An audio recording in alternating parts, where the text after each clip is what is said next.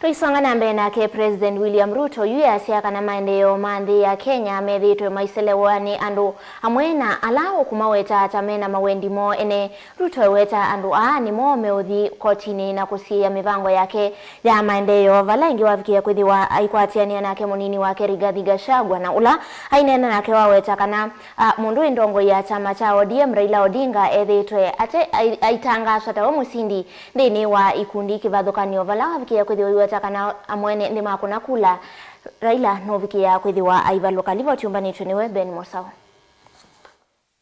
Bwana Yesu asifiwe.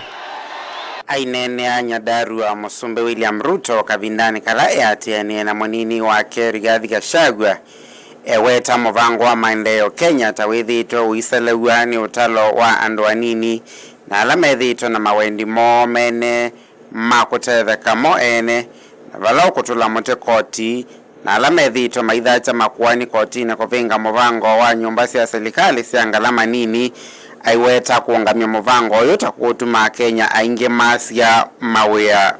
Maendeleo ya Kenya imecheleweshwa siku mingi na watu wachache ambao wanafaidika na yale mambo yanaendelea saa hizi.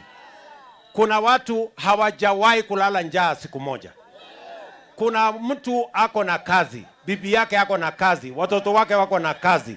Alafu kwa sababu ako na pesa anaenda kununua wakili, anaenda kuhongana kotini ati vijana hawa wasipate kazi waendelee kuwa watumwa wao.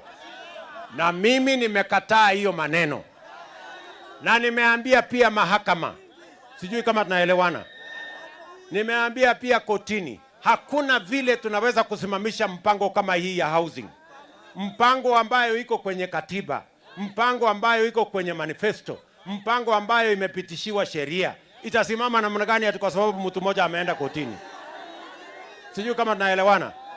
Nikiongea na nyinyi hapa, kwa ile site tuko nayo, vijana zaidi ya 1120 tayari wanafanya kazi, wakiwemo vijana 500 wa hapa Olkalao.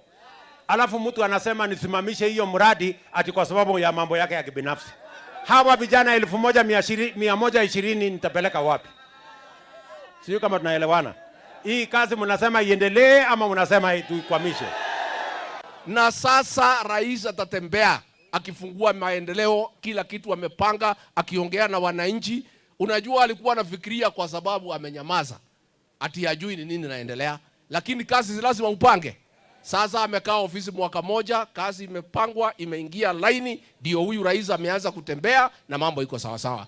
Munini wa President Rigathi Gachagua Ngaliko yake wavia yanetheka ukunikili ula withitwo uitwa aiwene kambuni kivathukanio cia ukunikili wa uthukumi wa atongoi na kumwenda musumbe Ruto ndakethukisya uneni wa Ngaliko ya Ulei na indi kuthukuma mwene nthi.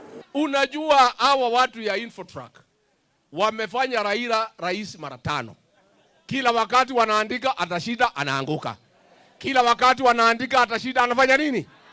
Sasa walikuwa wanafikiria ati wakiandika ati wanaweza changanya sisi. Sisi tumewaambia watu ya hapa Nyandarua tunasoma barua ikiwa kwa bahasha. Rais wetu tunataka kukuhakikishia, wewe panga kazi yako. Wenye kukuchagua ni hawa. Na hawa wanajua uko na mpango na wanakuvumilia. Si ni pole pole? Unajua rais amekuta Kenya imefilisika.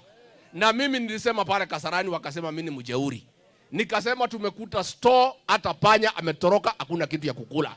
Sasa huyu rais ameanza chodo mpya na ameanza kupanga Kenya pole pole vile Mwai Kibaki alipanga. Sasa mmeona barabara ndio hii.